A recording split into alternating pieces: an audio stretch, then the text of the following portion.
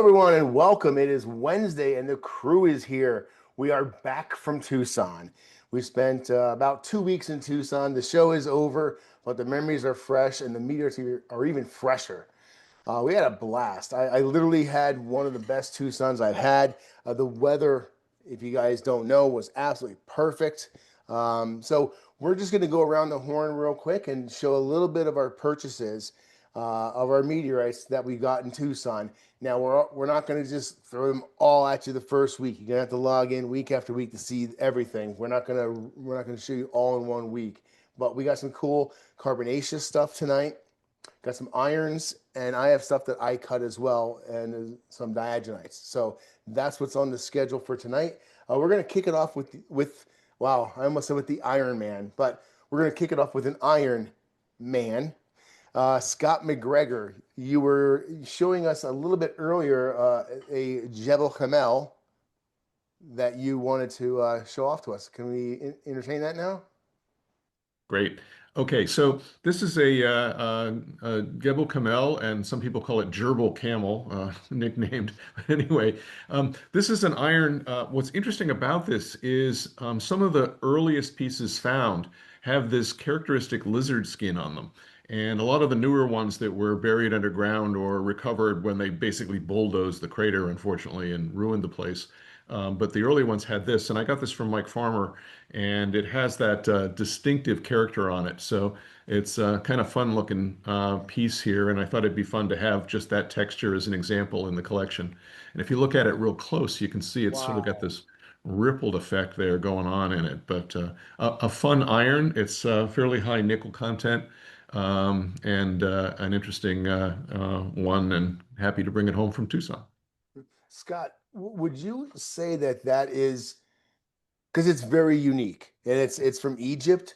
Would you think that that has to do with the flow and direction of the sand blowing, the actual size and composition of and shape of the sand grains? Do you have any clue why this would be something that would be from that one area? It's a great question, Topher. I don't know the answer to that. Okay. Sort of like moldavites are characteristic because of the soil etching it. Yeah. I don't know whether it's a soil effect or air ablation or sand Mhm. or what did it, or just the metal itself gets preferentially leached. But it is a very distinctive look, and supposedly it's only on this particular Yeah. wall. Yeah, there's another meteorite that I saw that we probably saw together in Tucson. Has like a golden iron. There is what they call it. And now that I understand is from the shape of the sand, or at least the direction of the blowing of the sand that caused that. So interesting things. Thank you very much for sharing, buddy. We are going to dig into a little bit of carbonaceous stuff, but before that, Dave Pinsky is going to lead us down the Imilac path into the carbonaceous room. So, Dave, how was Tucson, buddy? Tucson was amazing. Got to cut my first meteorite and lap my first meteorite ever. I Wait a mean, second. literally ever. You've been collecting meteorites for how long now? I have been collecting meteorites since the mid 90s, somewhere around there when I bought my first iron meteorite, Wow. Odessa, Uh-huh. and I just got intrigued and just kept going and going. And now all of a sudden I've got like tons of meteorites and I do outreach with them as well. So yeah, so You Tucson, finally got to cut one though. That's pretty exciting, huh? yeah, Yeah. it was, and lapping is something I realize I have to get used to. Yeah. Yeah. You're not Miss Buttersworth your first day out there. No. Dave Pinsky, everyone, cutting his first meteorite. Here we go.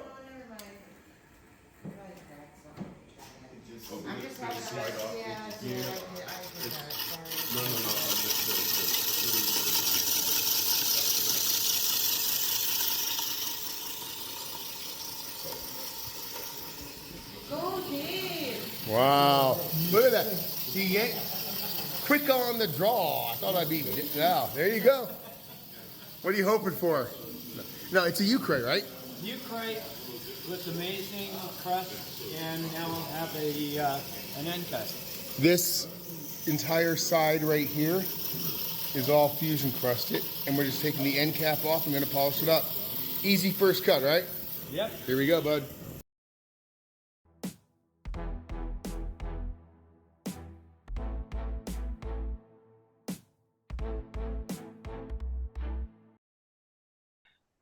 Anyway, Oh, wow.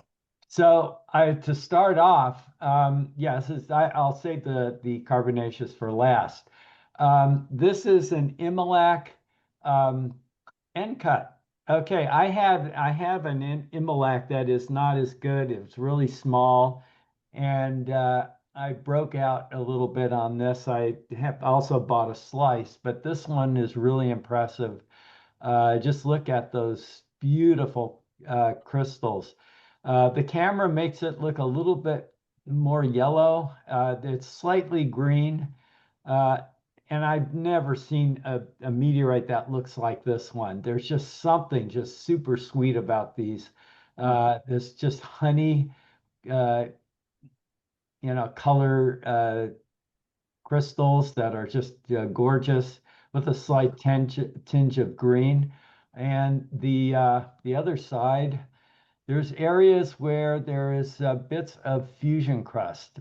It showed better in the microscope, Yep. but this is quite unweathered. This is really, really nice. I couldn't believe when I saw this, and I just had to have it. By the I way, actually looked at that one. Sorry, I actually looked at that one under an eye loop with you. yeah, And yeah, it's beautiful. And the fusion crust is definitely there for sure. yeah. And by the way, the centimeter cube is a L3 chondrite. That's also what I picked up.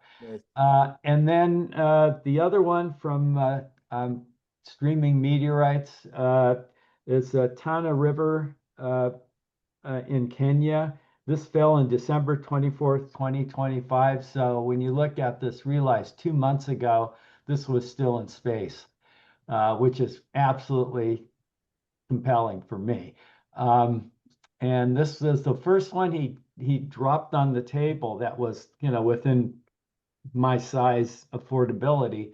And I just saw it had 100% fusion crust, and I said, this is it. This is the one. And it's oriented too. I'll show you the other side. There's a Oh, little bit nice. of rollover on here and accumulation on this side. So, that's a winner. Yeah. 100% fusion crust and oriented wins it in my book every time. Dave, Uh, before you go to the next one, what's really neat about this is yours is very desirable, oriented, fully fusion crusted.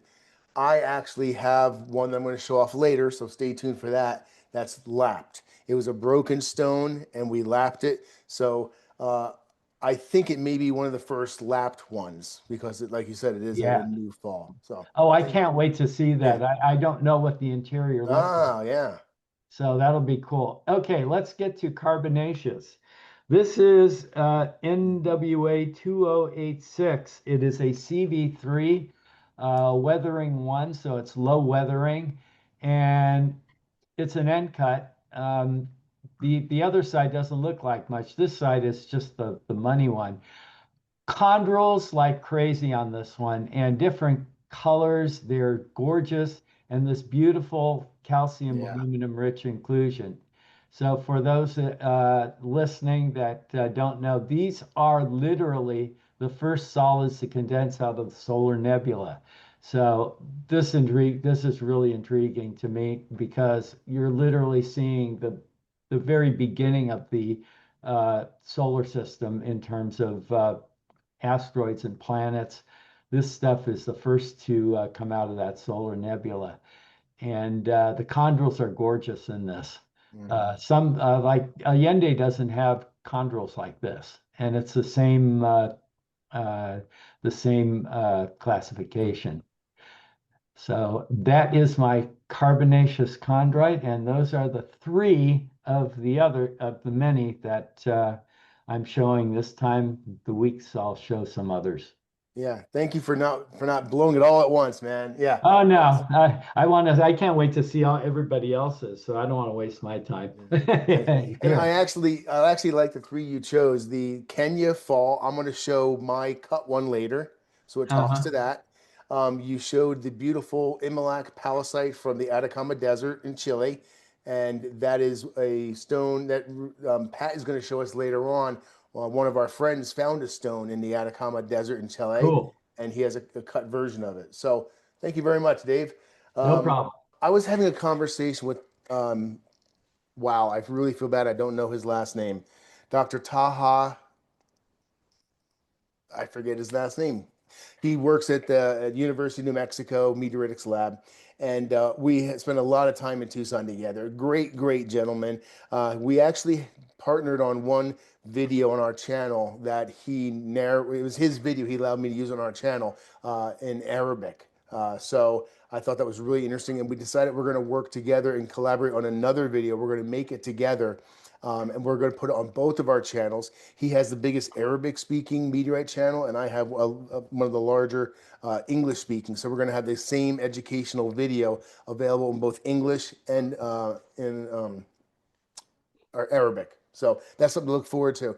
Topher, his last name is Shisei. Shishay, thank you. I'm not sure if I'm saying it right, but that's Yeah. kind of. Yeah, I was going to say Just wanted to let you know. sessions, but yeah, Shishay. Thank you very much. I don't have anything carbonaceous, but I do have diagenites and then some chondrites that I cut myself and lapped, because that was one of the things I really enjoy at the mansion is buying, cheaper per gram meteorites and cutting them and just having a production line constantly going. The saw should be spinning. And we kept it pretty busy the time we were there. So let's look at some of my things. Called against, I forget what the name of it, but this is the Tana River or something. Tana River. Tana thank River. you, Tana River. Yeah, it fell Christmas Eve 2025 in Kenya, and I would imagine it's an L5, L6, something like that. When we look at the magnetic response, it's pretty good. Well, there's a big metal bleb there, obviously, so it's sticking right to that. But over here, it's kind of light.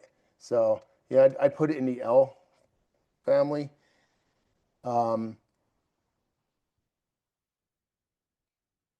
beautiful, beautiful fusion crust.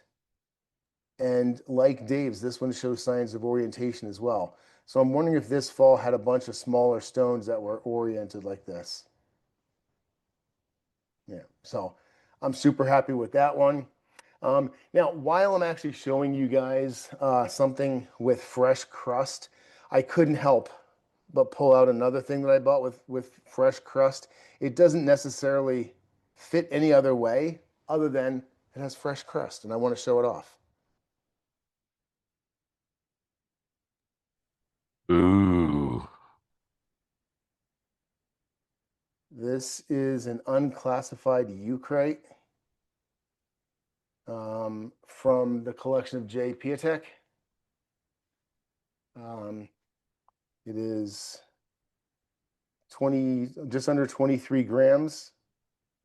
And yeah, there was just a little nick taken off for not classification, but typing a little bit. So Carl AG got a little bit of this and typed it as a eucrite, and it was purchased, I think, with the thought that it may be a ungrouped achondrite. So super interesting. It's one I'm not going to cut. This is probably going in my personal collection just because I kind of fell in love with it. Yeah, so that's pretty interesting. Thank you, Jay. I appreciate that. Now we're going on to diagenites. I have a few different looks at diagenites for you.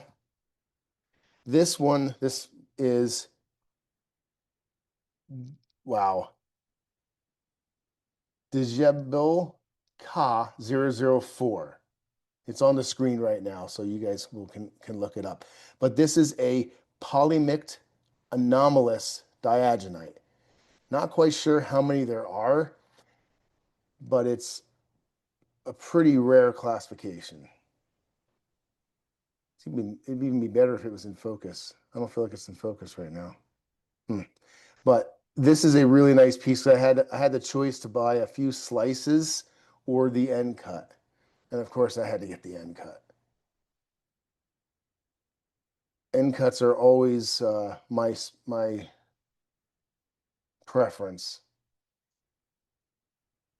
So it really doesn't have that much to show from the outside as far as what would be on the inside of the rock, but that is a polymict anomalous diagonite. And I'll be doing more research to find out exactly what makes it anomalous. But there's a little bit of everything there. That's why it's the polymict. Okay, this is another polymict diagonite, even though it says it's a winonite. It is not that. It is not named telesmi. I have no idea why it says that, but I will have to get Craig to correct that. This is 76 grams of a beautiful diagonite polymict with a beautiful clast in it. Ooh. Crust line. Yeah, this has a lot going on in it. That is beautiful. Thank you. I cannot wait to look at this under the microscope. Such nice color contrast on that, Topher. Thank you. Yes, it's really pretty. I had to pay extra for the slice with the inclusion, but 100% worth it. Beautifully lapped too. Yeah, yeah. Oh my God, look at that. Yeah, of course, Craig wanted me to get this and the sister slice. He's like, I know you like sister slices. I'm like, Jesus Christ. Yeah. So I guess if you want the sister slice to this, just tell Craig to sell you the other piece, but it's not this. Yeah, way to go, Craig. Tucson is very chaotic at times. So people are yelling meteorite names back and forth and things don't get communicated 100% effectively. This is another polymict polymict diagonite. I am on a polymict diagonite kit today. This is NWA 17691. I believe it's Matt Stream's classification. And I have a few slices of this that are going in inventory, but just a really, really beautiful, complex diagonite. The poly obviously in there means many. So there's many pebbles and stones and very many sources of material crushed into this.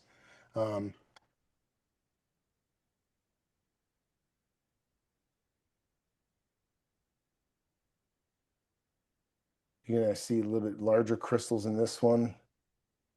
But yeah, I guess if I'm not on a chondrite kick, I'd be on a diagonite kick. So let's see here. Yeah, so even if you just wanted a small one, I got a little tiny small one for you. All right, I'm going to show you something that is not meteoritic. If anyone can identify this that wasn't in Tucson, please let me know. Does anyone have a guess?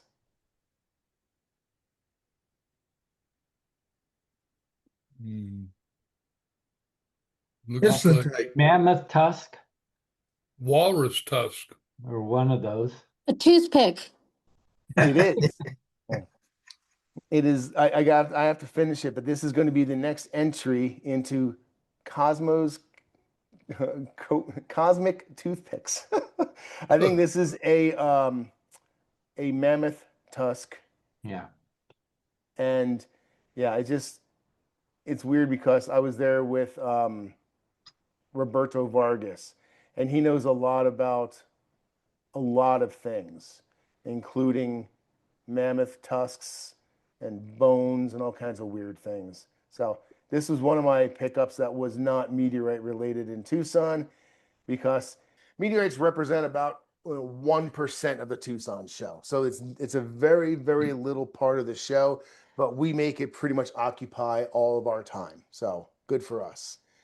One of the things that I always ask scientists whenever I get a chance to talk to them is, what meteorite are you super interested? Like, it may change yearly, but right now, what type of meteorite really floats your boat? What really wakes up in the morning like, I can't wait to get some numbers, some data, and I'm glad that the two scientists I asked both said the exact same answer that I've been telling people for a while for myself.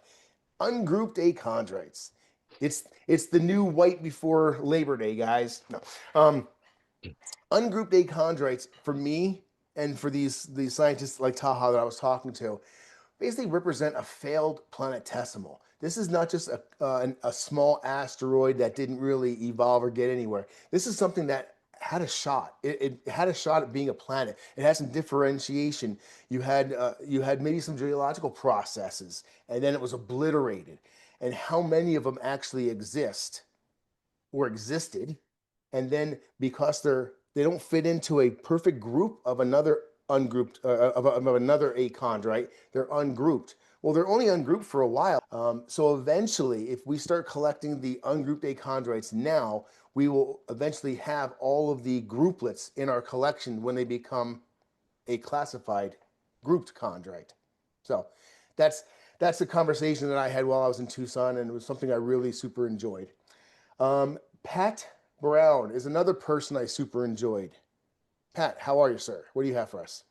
I am well, and I've got a chondrule that we cut in half. A chondrite? A chondrule, as Ooh. in singular.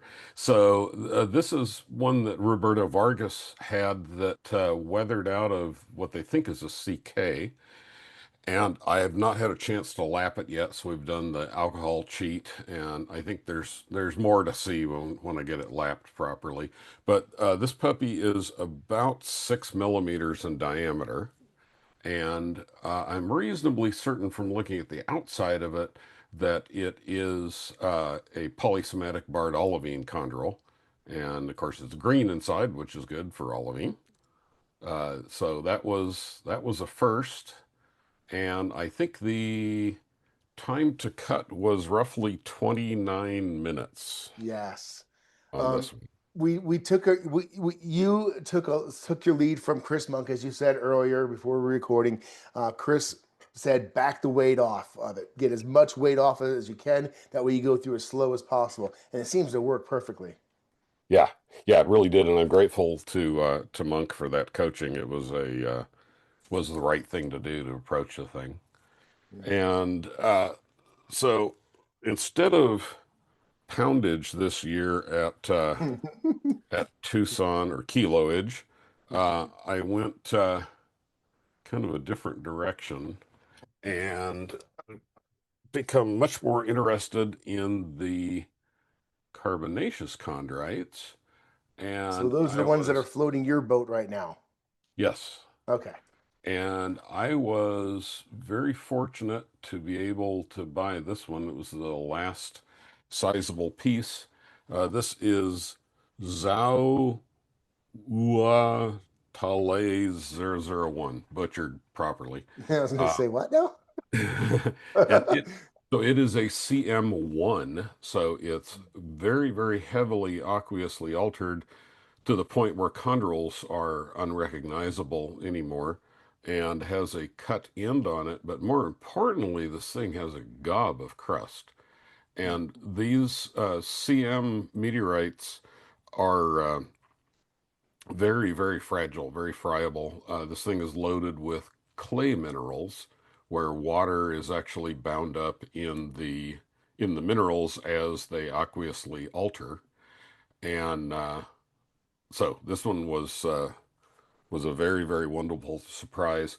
Total known weight on this is 204 grams, and Wow. this piece is about 2.7 grams. So pretty significant percentage of the total known weight. And then And let me another just be one, the first one to say it looks like a piece of beef jerky. There, I yeah, said. Now everyone can comment in what they think it looks like, but yeah, it looks like beef jerky to me. yeah, it's from a Oh, yeah. Here wow. we'll do another commercial for reflect across polarized light. So that's with the polarizers parallel. That's what you'd see with just a normal lighting setup. And as we dial the Wow. polarizers to 90 degrees, uh, this is an unclassified slice of a meteorite that Dr. Dave Kenny found in the Atacama.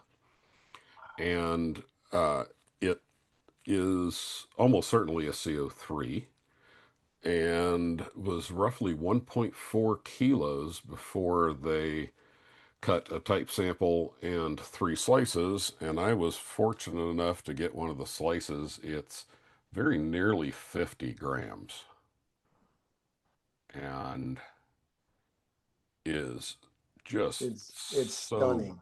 beautifully fresh. The Atacama, for those who haven't studied it, is actually the driest place on Earth. There are areas there where we don't believe there was any significant rainfall for 10,000 years. And in addition to being super arid, it's also a very, very old surface. We've found meteorites with terrestrial ages of 1 million years and up in the Atacama. So it's a very, very special place to go meteorite hunting. And this slice is about 200 millimeters long and 80 or 90 millimeters wide. So there's a lot of surface, a lot of real estate. Yeah, wow. And so I was super graced to be able to get that one. Here's the Pat, would you do me a favor and eventually I want to do the cross polarization one more time, and I want to yes. give a shout out to Allison. Allison holds the record for explaining things the easiest way that I can recite them in Tucson. What is cross polarized light and how are you doing this? Imagine you're looking at a surface of water and you see the sunlight reflecting off of it like that. You can't see the fish in there, but as soon as you cup your hands around your face and you block out all the sunlight with the polarizer ring like he's doing right now, hint, hint, hint, that's when you actually can see the fish without the reflection on the water. Yeah, and that works for fishing because light from the sun is polarized to at least some degree, especially early in the day and late in the day when you're fishing. And then this is the last one.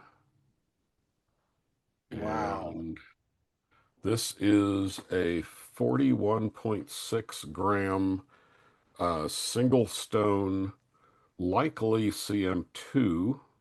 I'll be cutting and classifying it. And this one was found in Northwest Africa, has exact GPS coordinates as well as in situ photos.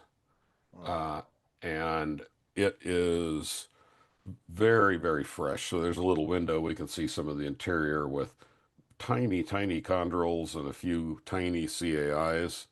And the majority of it is covered in infusion crust with very nice contraction cracks. And there's a little sandblasting going on there so we can see some of the chondrules and CAIs. And I have several other pieces, but we're going to continue our show and tell next week because there's a bunch of folks who could not attend and have goodies in the mail. Yeah. And that's awesome. What I had, Topher. Thank you. Thank you so much, man. That was great. I enjoy the carbonaceous slint on things today. We had about 4 different carbonaceous things. All right, guys, we are going to bring this episode to a close, but I do want to remind you we have a lot of other videos that you probably haven't seen unless you're a paid member of either YouTube or Patreon, and you can watch extra videos there. You can also send us your rock IDs that way. What was the other one, Sue? We sell meteorites. Oh, yeah, that's right. See, I forgot. You forgot. Seems like everyone forgets. Actually, we get contacted quite a bit in the comments. People say, oh my God, I found your channel 1.5 years ago. I absolutely love it. I started collecting meteorites. You're teaching me so much about it. It's so great. And I look through my COA sheet. I'm like, I don't have you in my... So they're not buying from us. The start of every video for about 2 years said, meteorites for sale, education for free.